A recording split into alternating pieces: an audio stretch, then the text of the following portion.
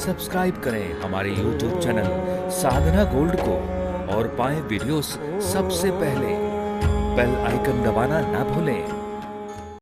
और जाको राखे साइया मार सके न कोय, और बाल न बांका कर सके जो जग बैरी होए। केरल प्रांत में एक राजा थे, उनके एक ही पुत्री थी। स्टेट बड़ी है, बहुत उपाय किए गए, संतान नहीं हुई। अब जिसे बेटी ब्याह दी जाएगी, राज उसका हो जाएगा। समझ में आ रहा? उनका जो मंत्री था उसका नाम था धृष्ट बुद्धि। जो बुद्धि भ्रष्ट है, भ्रष्ट बुद्धि। उसके बेटे का नाम था मदन और बिटिया का नाम था विषया। धृष्ट बुद्धि है मंत्री, बेटी है विषया, बेटा है मदन। वो धृष्ट बुद्धि भ्रष्ट बुद्धि चाहता है कि मेरे बेटे से राजा की पुत्री का विवाह हो जाए। तो सारी स्टेट समझ में आ गई। वो इसी टोह में है। अगर कहीं दूसरे जगह के राजकुमारों के बारे चर्चा आएगी तो कोई ना कोई नुक्स बता करके निकालता जाता है। एक परिवार में बच्चा पैदा हुआ है, उसका क्या नाम है? चंद्रहास। हाँ, चंद्रहास। चंद्रहास। उसके 6 अंगुलियां थी। ये थोड़ा दोष माना जाता है। था बहुत सत, देखने में भी ऐसा चांद जैसा मुखड़ा, लंबे हाथ, स्वभाव एकदम शीतल। बच्चों की टोलियां बना ली हैं उसने। सुबह उठता है और बच्चों के साथ नगर कीर्तन करता, नाचता गाता चलता रहता। संक्षेप में सुना देते हैं। एक बार राजा के यहाँ कुछ संत आए हुए थे और बच्चों की कीर्तन मंडली निकल रही है। तो जैसे करोड़ों तारागण में चांद अलग दिखता है, इसी तरह से होनहार जो व्यक्ति होते हैं ना, उनका स्वरूप अलग ही दिखता है। बुला लिया। संतों के मुख से निकला, एक दिन ये देश का राजा बने। ये बालक एक दिन राजा बने। धृष्ट बुद्धि के तो आग लग गई शरीर, इसको मरवाना है।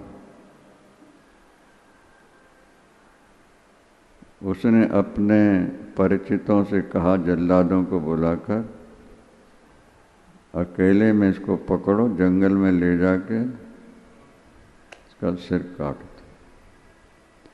मनचाहा इनाम मिलेगा, और अगर किसी से कह दिया तो तुम्हारे सिर कत्ल करा दिए जाएंगे। लेकर उस बालक को जंगल में गए। पैसे का लालच क्या नहीं करा देता। लेकिन जब उसको मालूम पड़ा बच्चे को, वो भगवान की प्रार्थना करने लगा। उन जल्लादों के मन में भी दया आ गई। इतना सुंदर, इतना सरल, इतना मीठा बोलने वाला, इतना भक्त, इसको कैसे मारा जाए? पर इसको नहीं मारेंगे तो हमें मार देगा ना। इसलिए इसका एक आध अंग काट के ले चलें अपन और बता देंगे ये पहचान है, हम उसको मार के आए हुए। जो छठी अंगुली थी ना, वो समझ में आ रहा है, उसी को काट लिया। जो दोष था जीवन में वो निकल गया। पर यही तो ईश्वर की कृपा नजर आती है ना। एक व्यक्ति कहता मैं उल्टा काम करूं सीधा हो जाता है, और दूसरा कहता मैं सीधा करूं तो उल्टा। कर्मों का खेल है, भजन का प्रताप होता है। वो बच्चा बेहोश हो गया है, होश में आने के बाद रो रहा है। एक सामंत राजा जो उसी स्टेट के बीच का, जैसे सारे देश में प्रांत हैं ऐसे सामंत भी होते हैं जो उस राजा को टैक्स दिया करते हैं। वो आया था शिकार खेलने, बच्चे को देखा, उठा के ले गया। उसके पुत्र नहीं थे, गोद में डाल दे, भगवान ने बेटा दे दिया। वहाँ उसने वही भजन पूजन कीर्तन बढ़ाया, इतना बढ़ाया कि जितना टैक्स पहले वो देता था राजा को, उससे दुगना तिगुना देने लगा।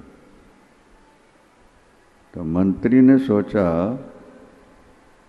कि पहले तो ये टैक्स कम देता था, अब ज़्यादा दे रहा है, क्या कारण है? चल के देखना चाहिए। ध्यान से सुन रहे हो? धृष्ट बुद्धि गया।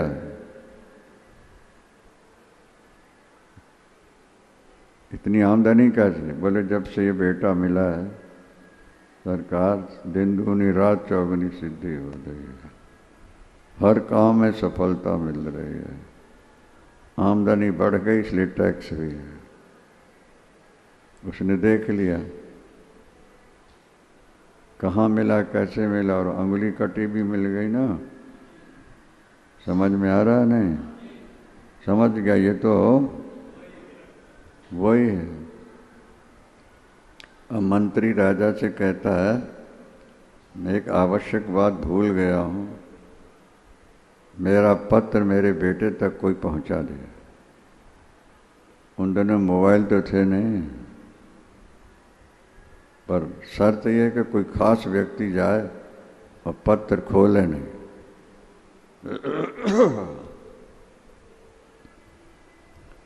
सामंत राजा ने कहा मैं अपने बेटे को भेज देता हूँ। वही समझ में आ रहा ना, उसको भेज देता हूँ। अत्यंत विश्वसनीय घर का बेटा ये था। बेटा ये जरूरी पत्र है वहाँ। हाँ पिताजी लाइए, मैं जा रहा हूँ। बहुत लायक था वो। तुम भजन करोगे, सात्विक बन के जियोगे, तुम्हारी रक्षा भगवान करते रहेंगे। क्या समझ? पुत्र वत्सला माँ जैसे अपने गोद के बच्चे को संभालती है, भगवान कहते मैं अपने भक्तों को संभालता रहता। अब जरूरत है विश्वास की भावना। कवने सिद्धि के बिन विश्वासा, बिना विश्वास के सिद्धि नहीं है।